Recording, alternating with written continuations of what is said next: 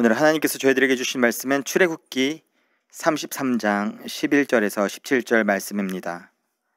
구약성경 출애굽기 33장 11절에서 17절 말씀.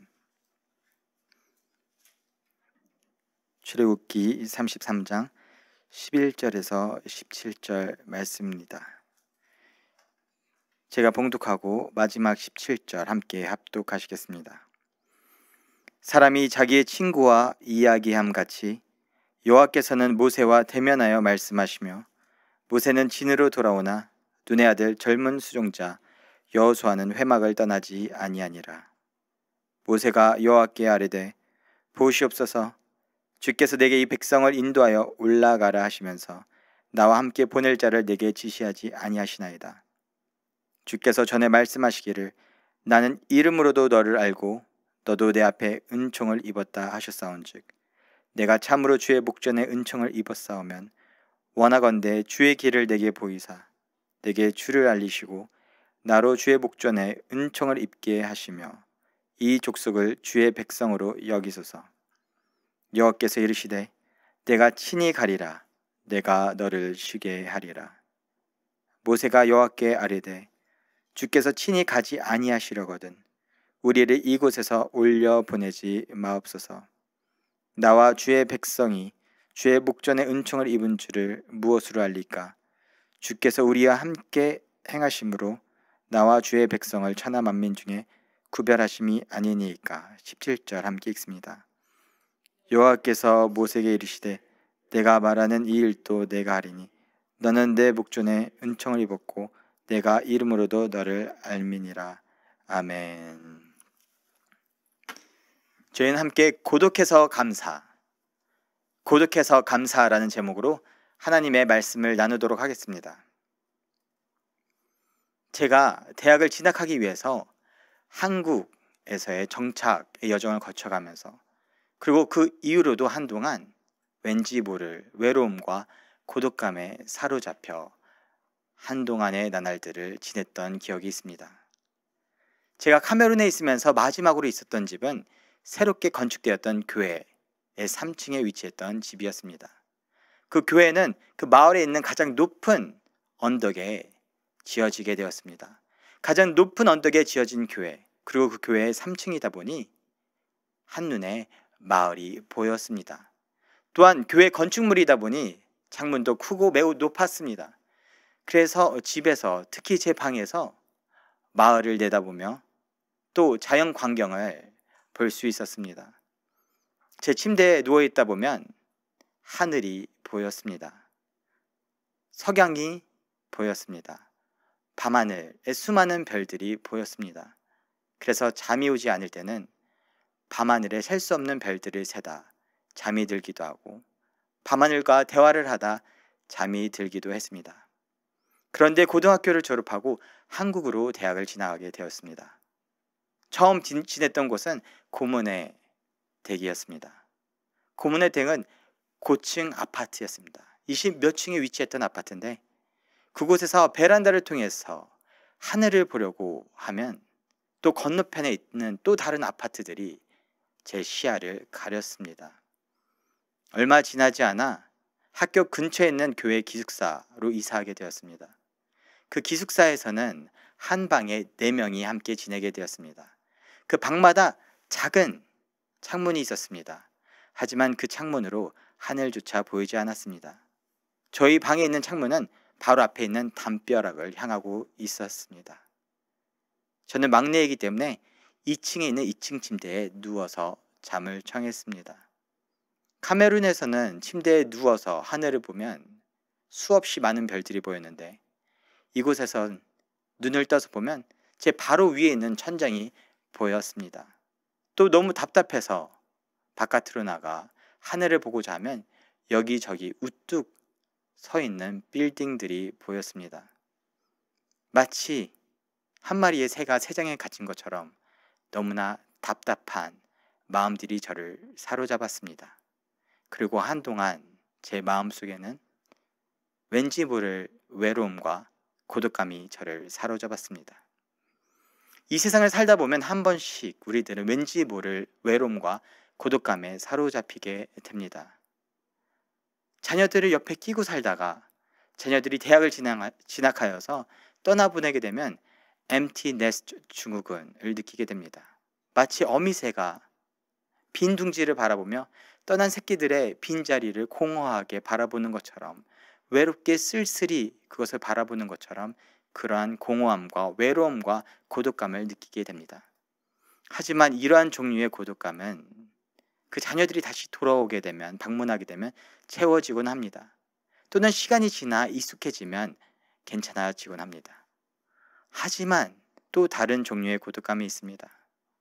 분명히 가족들이 함께하고 있는데, 사랑하는 사람들이 옆에 있는데, 그럼에도 불구하고 때로는 마음속에 이유 모를 외로움과 고독감에 사로잡힐 때가 있습니다. 성경에 보면 사마리아 여인이 바로 그랬습니다. 어느 날 예수님께서 사마리아 지역을 지나가십니다. 그러시다 저녁 식사 때가 되어 제자들은 양식을 구하러 여기저기 뿔뿔이 흩어집니다. 그때 예수님께서는 우물가 곁에 계십니다. 어느 한 여인이 다가오자 예수님께서는 이 여인에게 물을 좀 길러달라고 부탁을 하십니다. 그 여인은 사뭇 놀랍니다. 아니, 당신은 유대인이잖아요. 저는 사마리아인이잖아요. 저희들은 상종하지 않는 거 알지 않습니까? 그런데 예수님께서는 대뜸 난감한 질문하십니다. 당신의 남편을 데려오세요. 제 남편이요? 저는 남편이 없습니다. 그러자 예수님께서는 답변하십니다. 맞습니다. 당신은 남편이 없습니다. 남편만 해도 5명이 있었지만 모두 헤어지고 지금 현재 있는 사람도 당신의 정식 남편이 아니기 때문에 당신은 현재 남편이 없습니다. 당신이 하는 말씀이 맞습니다. 우리는 이 요한복음 4장 말씀을 읽으면서 이 여인이 참 기구한 운명을 맞이하였구나. 어떻게 복이 없어도 저렇게 없는가. 세상에 그래도 수많은 남자들이 있었을 텐데 어떻게 만나도 그렇게 안 좋은 남자들을 만나서 5번 만나고 헤어지고 참 기구한 삶을 살았구나 라고 생각할 수도 있습니다. 하지만 이 여인은 무언가 공허함과 외로움과 고독감에 사로잡혀 있었습니다. 사람으로 그것을 채우려 했습니다. 첫 번째 남편을 만났습니다. 잘 되지 않았습니다. 그래서 헤어졌습니다. 내가 조금 더 자상한 남자를 만나면 내 안에 있는 뭔가 외로움과 공허함과 고독감이 채워지겠지 하며 좀 더 자상한 남편을 만났습니다. 하지만 그것 또한 그녀를 만족시키지 못했습니다. 내가 조금 더 가정적인 남자를 만난다면 이것이 해소되겠지. 하지만 그러지 않았습니다. 조금 더 나를 이해해주는 남자를 만난다면 이것이 해소되겠지. 하지만 그러지 않았습니다. 이 여인은 영문도 모른 채 무언가 사람을 통해서 이 공허함과 이 고독감을 채우려 노력하고 또 노력했습니다. 도대체 무엇이 문제인지 이해하지 못했습니다. 하지만 예수님께서 이 여인을 만나십니다. 그리고 말씀하십니다. 뭔가 목이 마른 것 같죠? 뭔가 갈증이 나는 것 같죠? 그래서 물을 마시지만 잠시 해소되는 것 같지만 또 다시 이 갈증이 올라오지 않습니까? 아무리 사람을 통해서 채우려고 해도 채워지지 않는 무언가 갈증이 있지 않습니까? 이것은 제가 주는 영적인 물로만 해결하고 해소할 수 있습니다. 이 영적인 갈증, 이 영적인 고독감을 이 여인은 느끼고 있었던 것입니다. 하지만 이 여인은 이것이 영적인 고독감이라는 사실조차 깨닫지 못하고 예수님을 만나지 못했더라면 계속해서 끝없이 10명이고 20명이고 무엇이 이상한가 하며 계속해서 노력하고 또 노력했을 것입니다. 하지만 이 여인은 예수님을 만나게 됩니다. 그리고 이것이 영적인 고독감이라는 사실을 깨닫고 분별하게 됩니다. 그리고 예수님을 만나 이 문제를 해결하게 됩니다. 저 또한 그랬습니다. 방마다 4명의 사람들이 함께 사용했습니다. 3명의 형들이 머나먼 아프리카에서 왔다고 너무나도 잘 챙겨주었습니다. 외로울 것 같다고 더 배려해주고 더 챙겨주었습니다. 하지만 제 안에 끊임없이 샘솟는 외로움과 고독감이 있었습니다. 오랜 고민 끝에 과연 무엇이 문제인가? 제가 내린 결론은 내 안에 절대자 하나님의 부재로부터 비롯된 것이구나 라는 결론을 내렸습니다. 그리고 그때부터 진심을 담아서 하나님을 찾기 시작했습니다. 그리고 예수님을 만나 예수님과 동행하기 시작하자 계속해서 저를 사로잡던 이 외로움과 고독감이 사라지게 되었습니다. 때로는 우리들의 삶 속에서 정처 모를 고독감이 찾아오곤 합니다. 우리는 마치 이 사마리아 여인이 그랬던 것처럼 무엇 때문에, 무엇이 나를 이렇게 힘들게 하는가, 무엇이 나를 이렇게 외롭게 하는가 하며 사마리아 여인이 했던 실수처럼 계속해서 사람을 통해 채우려고, 또 다른 사람을 통해 채우려고 합니다. 하지만 이 영적인 고독감은 사람을 통해 해소되지 못합니다. 우리는 이것이 영적인 고독감이구나 라고 분별하게 되는 것이 하나님의 은혜입니다. 그것을 깨닫게 되는 그 순간 우리는 하나님을 다시 찾게 됩니다. 내가 그동안 하나님을 너무 방관하였구나, 하나님과의 관계가 너무 소홀했구나, 너무 하나님과 멀어졌구나, 하나님과의 관계가 끊어졌구나, 그래서 내 안에 있는 나의 영혼이 너무 외로워서 신음하며 떨고 있었구나. 이 영적인 고독감을 깨닫는 그 순간부터 우리는 다시 하나님과의 관계를 회복할 수 있게 되는 것입니다. 모세는 모세의 삶 속에 수많은 광야를 거쳐가며 수많은 외로운 밤과 고독한 밤날들을 보냈습니다. 그리고 그 여정 가운데 믿고 신뢰할 수 있는 사람은 하나님밖에, 하나님 한 분밖에 없다는 사실을 뼈저리게 느끼게 되었습니다. 모세는 태어나자마자 얼마 지나지 않아 버려지게 되었습니다. 하지만 하나님의 은혜로 다시 어머님의 품에 안기게 되었습니다. 그렇지만 자라나서 젖을 떼게 되자 다시 바로의 딸 이집트 공주에게 궁전으로 보내지게 되었습니다. 그곳에서 양 어머니가 아무리 잘 챙겨준들 낯선 환경이었습니다. 어머니가 보고 싶었을 것입니다. 형제들이 보고 싶었을 것입니다. 수많은 밤을 눈물로 지새웠을 것입니다. 시간이 지나 모세는 점점 익숙해지고 정착하게 됩니다. 그 궁궐에서 익숙해질 무렵 모세는 실수를 하게 되고 궁궐에서 살해 위협을 받게 됩니다. 그래서 모세는 아무도 모르는, 아무도 없는 광야 한복판으로 도망가게 됩니다. 그곳에서 이제 자신을 지켜주고 보호해주던 양 어머니마저 만날 수가 없습니다. 그는 홀로 있습니다. 그곳에서 수없는 외로운 밤을 보냈을 것입니다. 시간이 흘러 모세는 그 광야에서도 정착하게 됩니다. 아내를 맞이하게 됩니다. 자녀들을 낳게 됩니다. 가정을 꾸리게 됩니다. 그런데 하나님께서 모세를 이집트로 보내십니다. 모세는 하나님의 말씀에 순종하여 가족들을 뒤로 한 채 이집트로 향합니다. 하지만 그곳에서 이스라엘 백성들은 모세를 반겨주지만은 않습니다. 조금만 해서 상황이 불리하게 작용하면 모세를 비난합니다. 모세에게 등을 돌립니다. 모세는 그곳에서도 수없는 고독한 밤을 보냈을 것입니다. 모세는 이 끊임없는 광야 속에서 배운 것이 있습니다. 아모리 가족인들, 그들의 생명이 위협이 되자 가족들 또한 본인을 버렸던 사람들입니다. 아무리 자신을 구원해주고 길러준 양 어머니라 한들 왕권이 위협되자 그를 버리고 살해하려고 했던 것입니다. 사람들은 그를 아끼고 사랑해 주었지만, 함께 해줬지만 언제든지 모세를 버릴 수 있는 사실을 깨닫게 되었습니다. 그래서 모세는 사람들보다 하나님을 더욱 의지하고 하나님만을 붙들게 됩니다. 그리고 하나님을 벗삼습니다. 오늘 본문에 보면 바로 그런 모습이 등장합니다. 하나님께서 모세가 시내산에서 내려오자 모세를 아브라함과 이삭과 야곱에게 약속했던 그 젖과 꿀이 흐르는 땅으로 가라고 말씀하십니다. 이 백성들을 이끌고 나아가라고 말씀하십니다. 근데 모세는 하나님께 답변합니다. 하나님, 저 혼자 이 백성들과 가는 것인가요? 저는 하나님의 길을 더 알고 싶습니다. 하나님을 더욱 알아가고 싶습니다. 하나님께서 저와 함께 해주지 않으시면 저는 갈 수가 없을 것 같습니다. 그러자 하나님께서 모세에게 다음과 같이 답변해 주십니다. 오늘 본문 14절 말씀 함께 있습니다. 여호와께서 이르시되 내가 친히 가리라. 내가 너를 쉬게 하리라. 아멘. 모세가 이 여정을 떠나는데 결정하게 되는 주요 요인은 무엇입니까? 그것은 사람들이 모세와 함께 동행하는가의 여부가 아닙니다.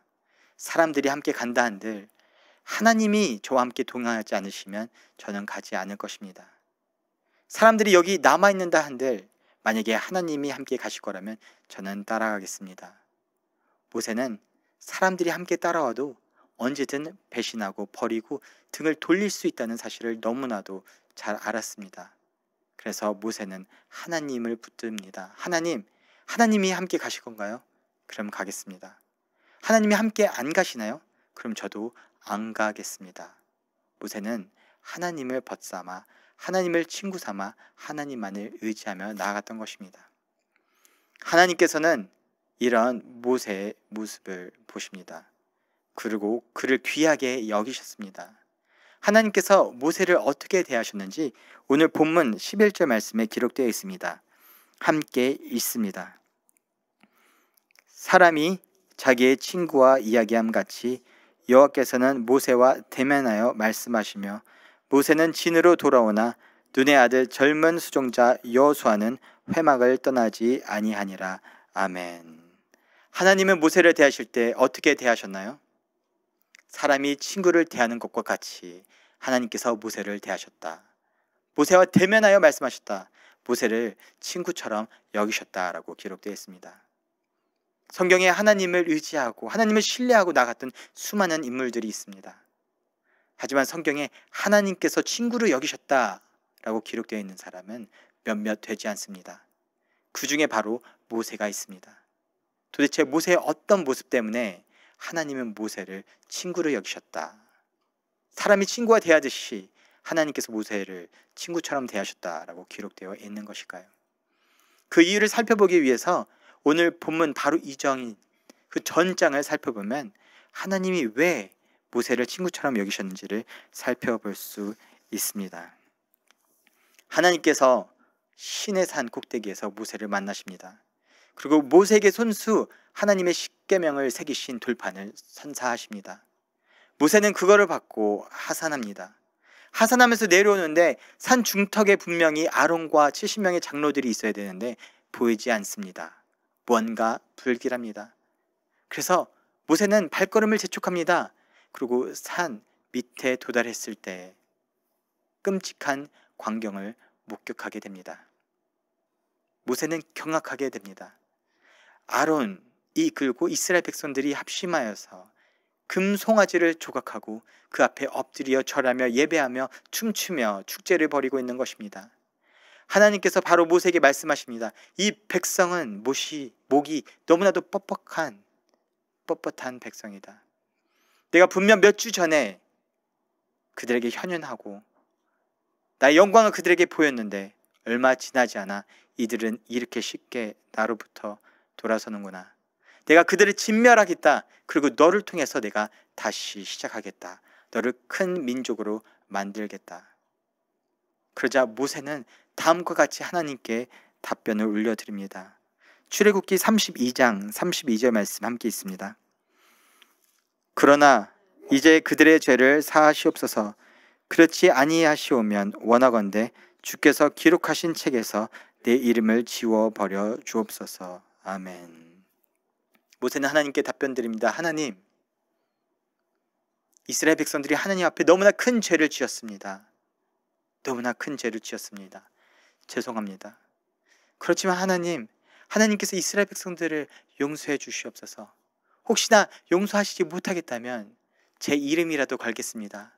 하나님의 책에 제 이름이 기록되어 있는데 그것을 지우시면서라도 저를 대신해서라도 이들을 살려주시옵소서. 모세의 이름이 쓰여져 있는 이 책은 어떤 책입니까?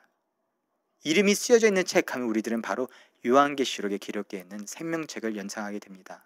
그리고 그 책이 맞습니다. 왜냐하면 바로 그 다음 절에 하나님께서 말씀하십니다. 모세야, 이것은 네가 끼어들을 바가 아니다.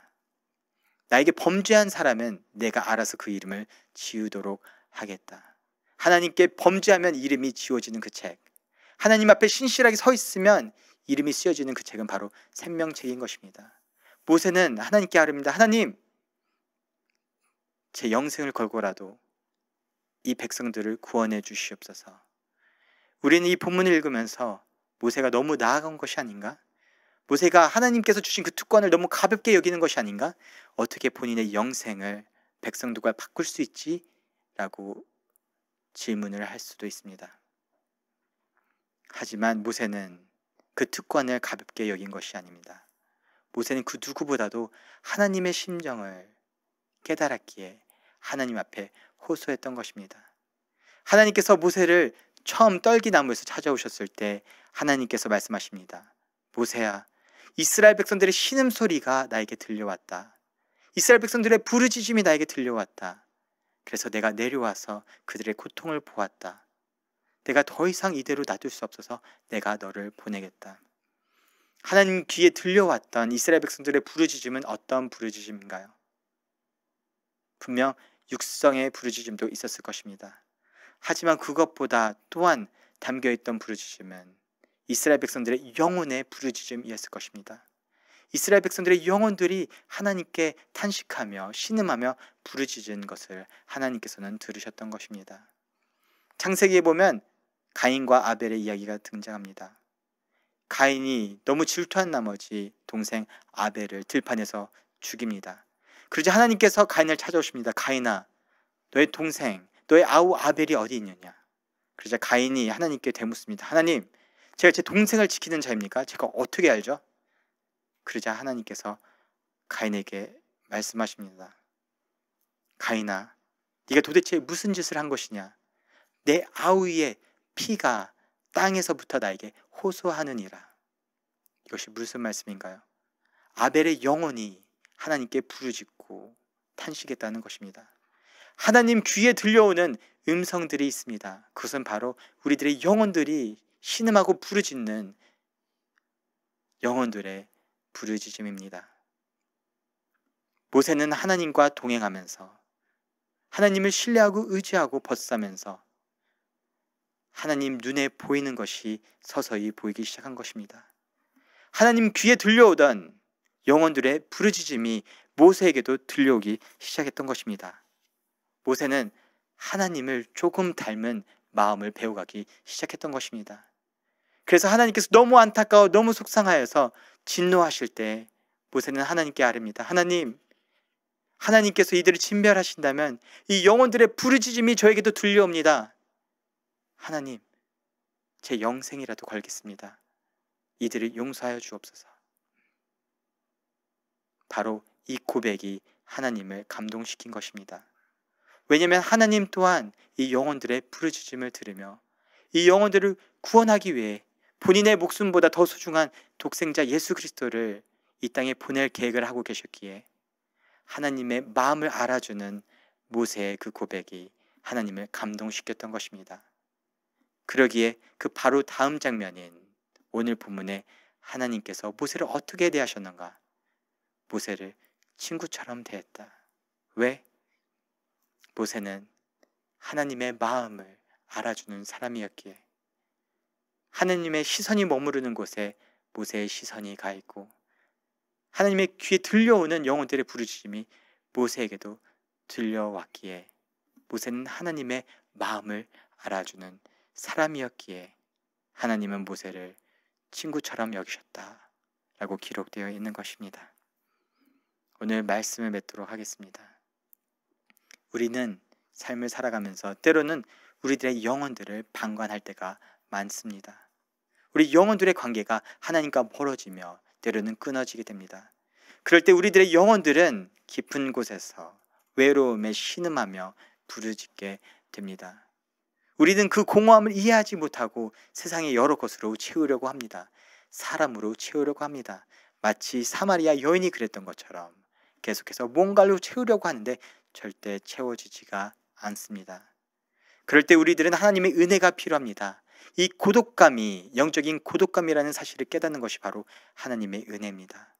그 사실을 깨달을 때 우리는 다시 예수님과의 관계를 회복하며 예수님을 찾게 됩니다. 모세는 이 수없는 외로움과 고독감을 뼈저리게 느꼈던 사람입니다.